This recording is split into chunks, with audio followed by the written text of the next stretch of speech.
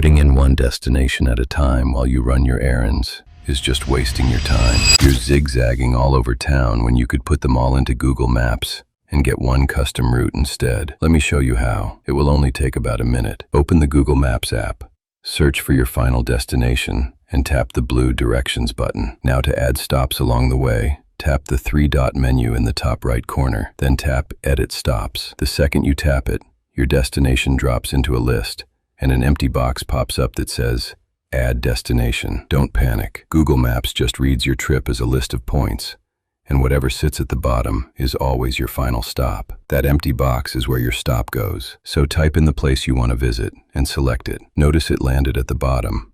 So right now, Google thinks that's your destination. Now see those three little lines next to each stop? Press, hold, and drag them into the order you want. You add the place first, then drag it into position. Adding more, same thing, type it in, then drag. You can stack up to 9 stops. When the order looks right, tap Done, then Start. And that's it. Turn-by-turn directions through every stop, in order. Save this so you've got it next time you're planning a trip or a simple grocery shopping. Follow us for more quick tips like this, and tell me what app you want me to cover next.